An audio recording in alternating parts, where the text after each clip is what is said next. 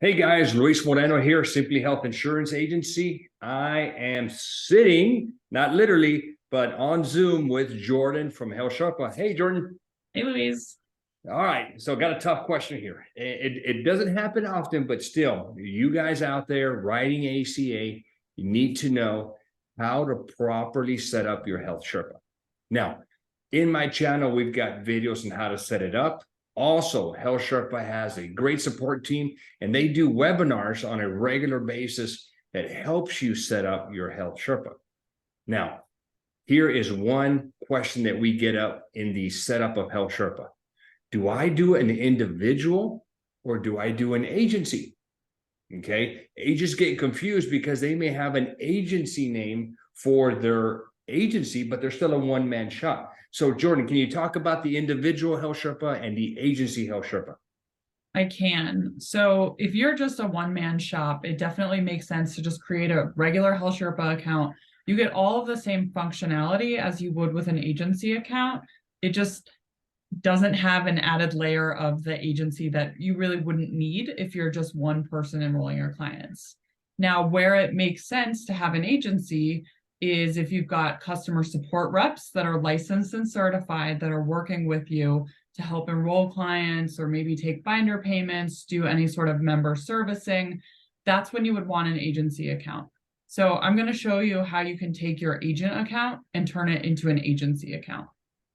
Beautiful. And guys, just from me as an agent point of view, the reason you would want an agency or where you'd want to make that switch and go to an agency from an individual is when you're doing two things. Number one is, let's say that you hire some producers. You hire people that are in your agency, that are your employees, not your independent agents that you recruited, but your actual employees. So they're your employees, and those employees work for you. They're going to write using your NPN, and then you're going to pay them out whatever you pay them out. Then those people are going to be part of your agency. The other type of people that you would want that would cause you to create an agency account is if you hire support people. If you hire support staff to help manage your book, help you with enrollments, help you with your data match issues and your document verifications that you need to upload. Anybody who's in that customer support role, then also you'd want to create an agency account so that they could have their own login and password to work on your book of business. But there's a catch there, guys. These two types of people, the producers and the customer service reps, there's two things that they need to do. Number one is they need to be licensed. Okay, they have to have their health license. Number two is they have to be certified. HealthSherpa will not let you create an account without the certification. So once they have those two, now they don't need contracts and they don't need E&O. Okay, everything's going to be written under the main agent's NPN. So licensing and certification, and they get their own login and password underneath you. Go ahead. Thank you. So here I'm going to show our staging environment, which is just a test account here. So when you've created your agent account, the way that you know that you have an agent account and not an agency account, the biggest indicator to me is when I'm looking at this navigation bar on the left here, I don't see a tab that says agency. If you see agency, you have an agency account. And if you created an agency account and you did not intend to do so, you can call our team and we can turn it back into an agent account. I know we've covered this on other videos, but you can always just come to this question mark icon and contact our support team from here. So you can see their phone number, chat with them right here, and they can help you out. But for today's purposes, we're going to turn this agent account into an agency account. So I would click on the settings tab here, and I'll scroll down. You'll see this is where I've got my FFM account integration. I know that I need to do that. This is where if I'm an agent and joining an agency, I would put in a join code if I was a downline, and we'll cover this when we talk about your agency next. But you can see here, because I have an independent agent account, I can create an agency. So I would just come in here and put the name of my agency. put in my phone number. One of the questions I receive all the time is, hey, my clients are calling my cell phone. How do I get them to stop calling my cell phone? I want them to call my business line. You may have put your cell phone in here. And if you've done that during either account creation or agency creation, you'll just go into your marketing link up here and update the phone number there. That's where it's pulling from, how a client would get your cell phone number. We don't share that information with anybody. So again, if you're receiving calls that you're not wanting on your cell phone, check your marketing link and update it from that page. These other questions that you see here are just internal for HealthSherpa here. So we're creating an agency and we would click create. So again, you can update all of these after you've created your agency. These are agency specific features that we'll cover in a minute here. Click create and then you are all set. So once you click create, you will have an agency tab up here. And if you give me just a second, I'll pull up what that account looks like. Some of those questions, are you an FMO? Just put no. If you're an agent, if you're an FMO, you're going to know you're an FMO. Okay, if you're sitting there, well, am I not? No, you'll know. The other questions, there's one about allowing exports. Depends, but I would probably say prevent exports. Okay, you or maybe if you have a trusted member that you want to give them access, then okay, just you and somebody else. But I'd be a little careful with allowing the agents to export, because won't they have access to the entire agency if they export? Not necessarily. So this really depends on what the setup is. So if you have customer service reps, I think preventing exports makes sense. Now, if you had it on allow exports, this means only at the agent level. So they would have access to an export from the clients tab here, and they would be able to export here. Now, if you had the shared book or full book functionality turned on, which we'll talk about in a minute, that's where they might be able to access more of your agency book of business.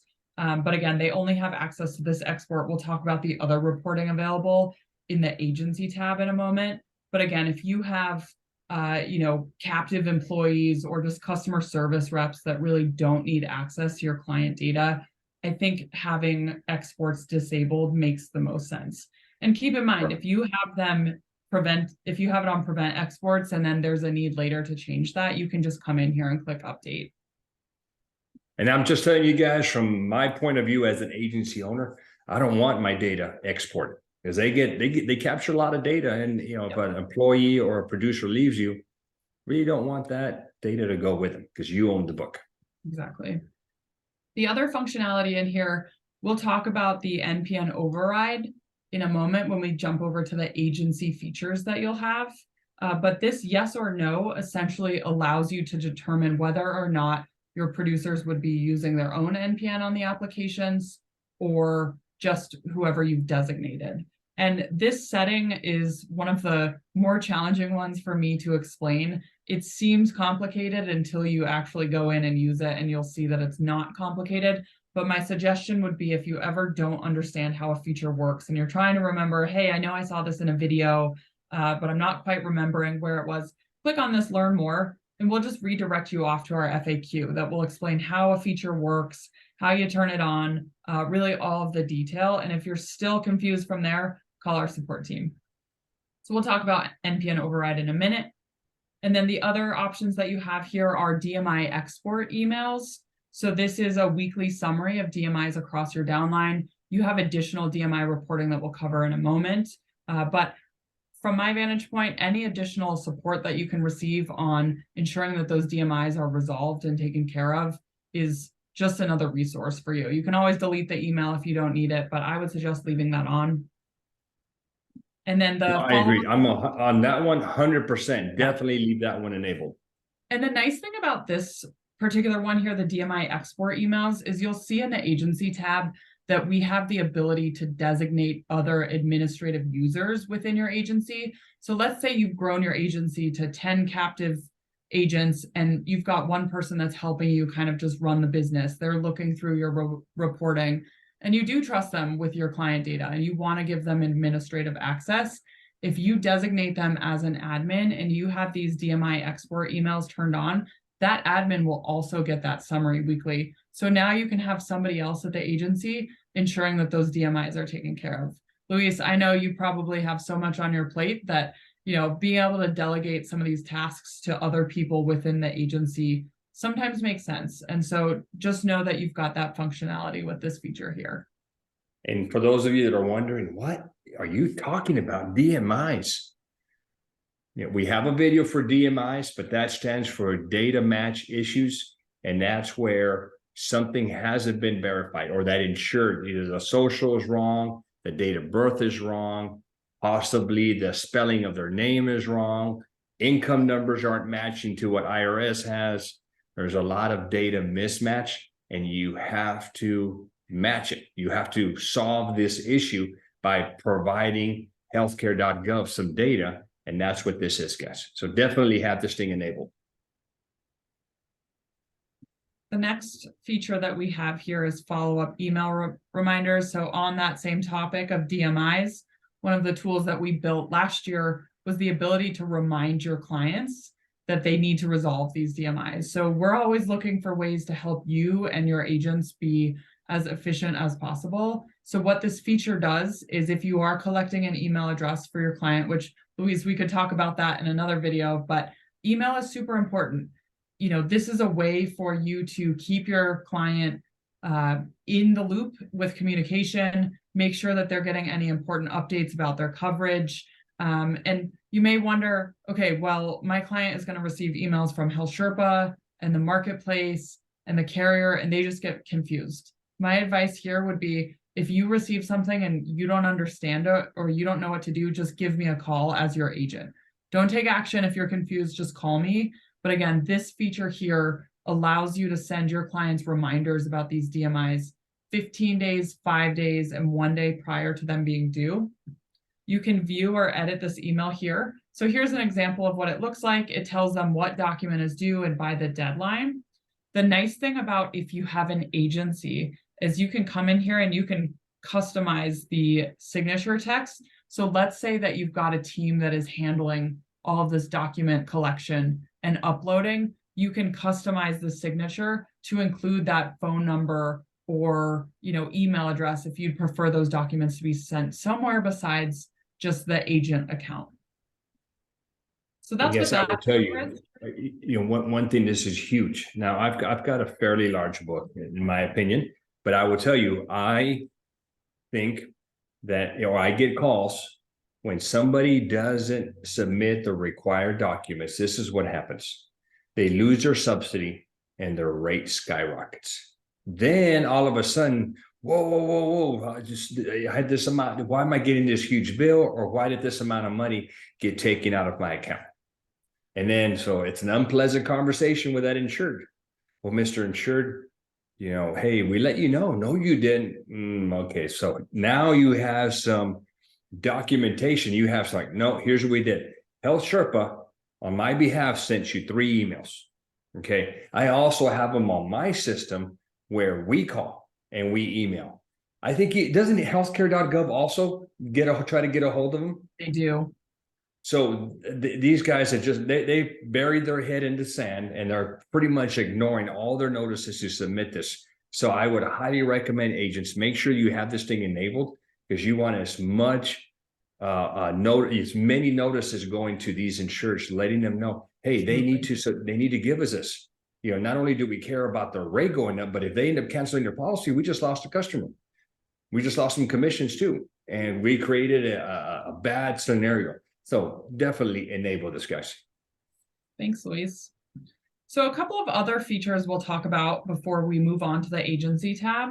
Once you've created your agency account and you look through these settings, you'll see that you now have a HealthSherpa agency join code.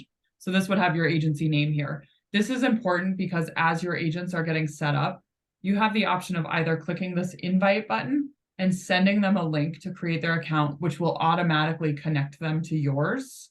Or during account creation, we ask, are you joining an agency? And if they select yes, they can put in this join code.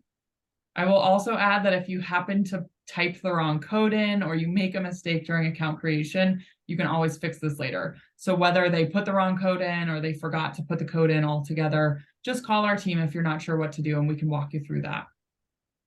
There's one other section on the bottom that's called upstream agency. So let's say that you've created your agency account, but you have an upline that's helping you with commission reconciliation, or you get your contracts through them and you want to join their agency.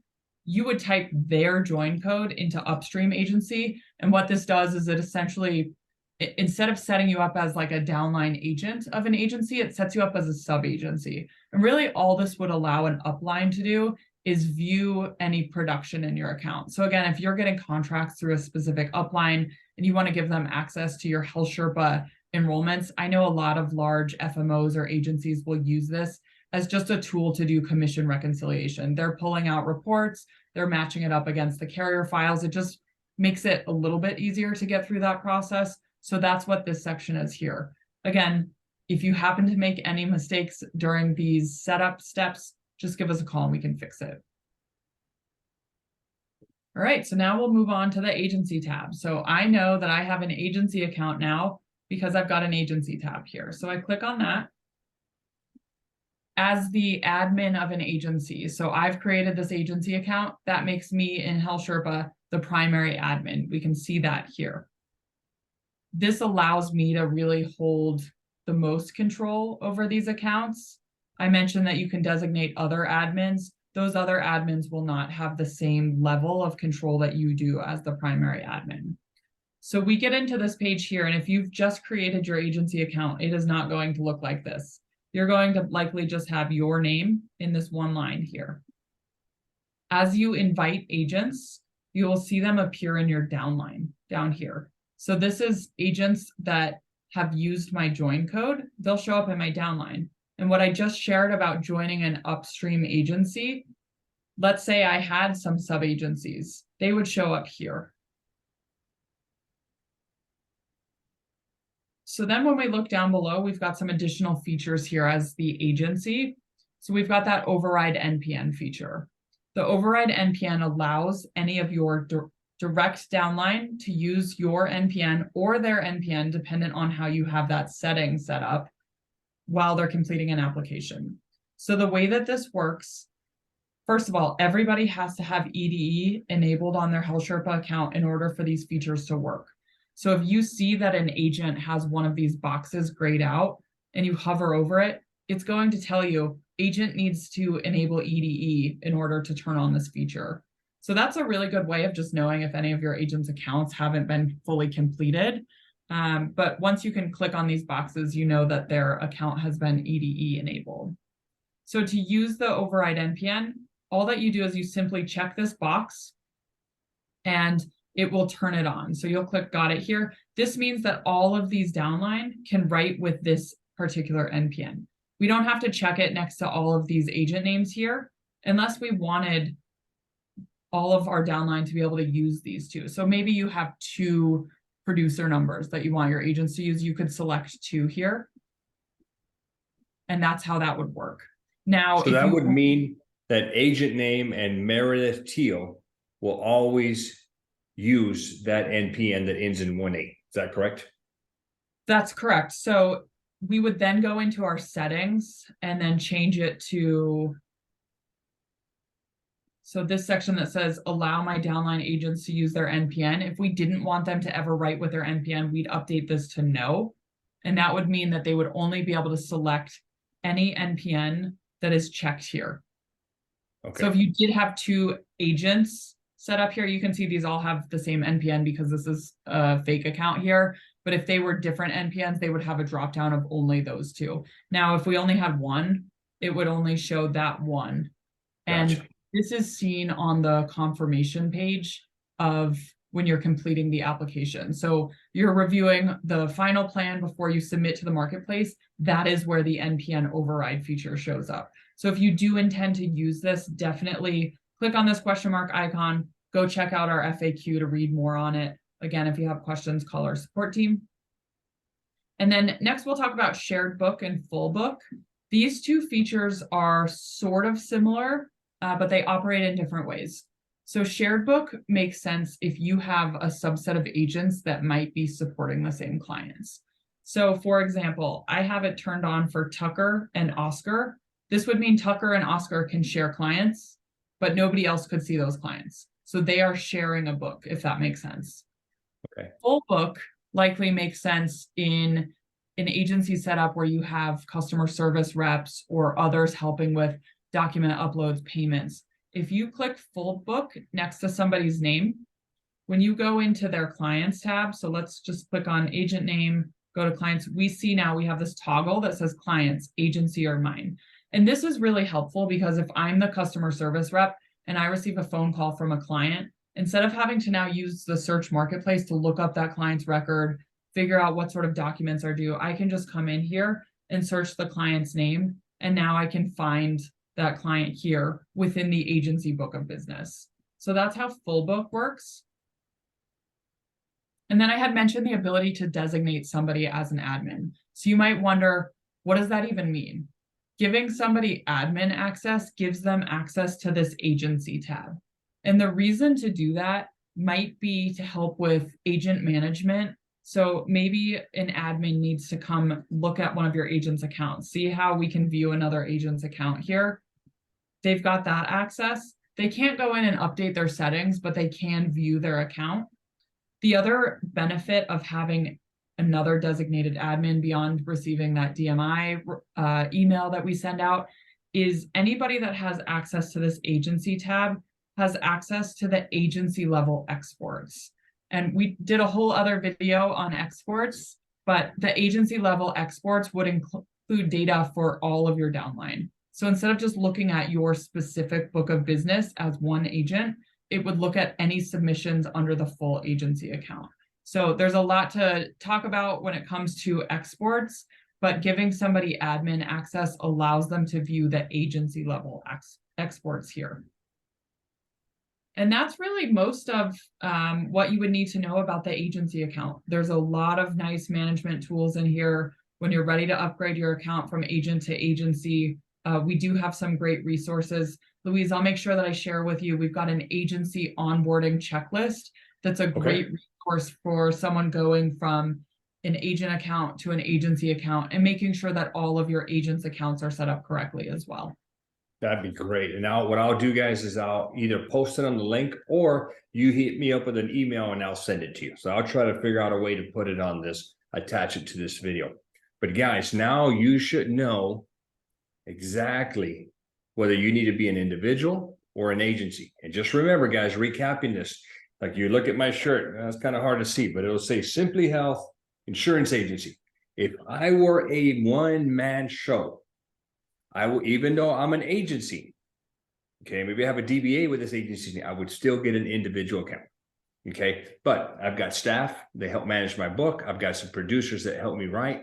So I created an agency account. And now I have them as part of my agency and they're using my NPN. So the big advantage there, guys, for you all that want to duplicate your efforts and still own the book, get some producers. Okay, you own the business, you get the commissions, you get the bonuses, everything comes to you, and then you figure out how you're going to pay your staff. Okay, but that's a great way to run an agency, duplicate your efforts, and really get your numbers up there. Any other tips there for agencies, Jordan? I think that's it for today. We definitely have a lot of support. Louise, you and I work together, but if you are new in the agency space and you need support from our team, you can contact us as well. You can contact me directly, Jordan at healthsherpa.com, or you can contact our agency sales team, which is just agency_sales at healthsherpa.com. Hit him up. And Jordan is a very odd name, okay? She doesn't go by the Jordan. So yes, everybody's going to be Jordan, but it's not spelled like that. Not me. Had to be the one person. So how do you spell your first name? JORDYNE at healthsherpa.com. There you go. Y'all would have never got it. I know none of y'all would have got it. Like, I'm emailing her. Why is it getting kicked back? All right. Well, thank you, Jordan. Hey, guys, set up an agency account. It's a great way to grow your HealthSherpa book of business. Hey, down below, I'm going to put a bunch of information on this video. And don't forget, guys, if you are new to the industry, you want some help, I've got an ACA 101 course. I've got training for you guys. I have a paid course that you can purchase. If you're wondering how do I advertise, how to grow, I've got information down below on a Facebook ad course that I'm affiliated with. I ended up doubling my production during open enrollment because of that course. And finally, one of the things that I'd highly recommend for every single agent, HealthSherpa is a quote and enrollment platform.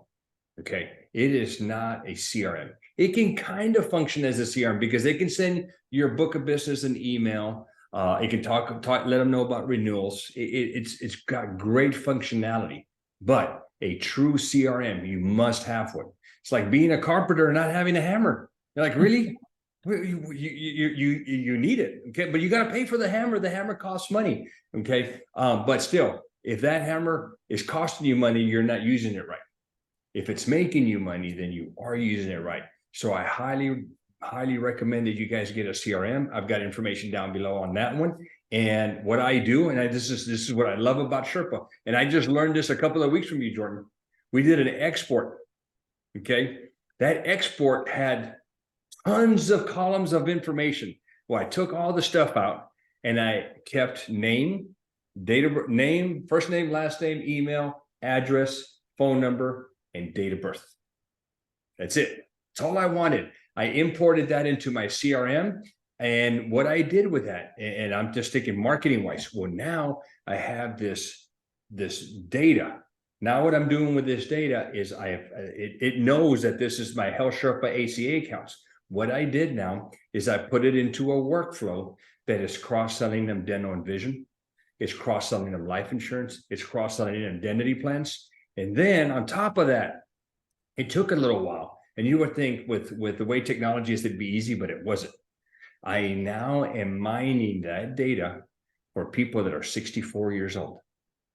Okay, you Medicare people out there, you're like, hey, how do I find new to Medicare, people that are aging into Medicare?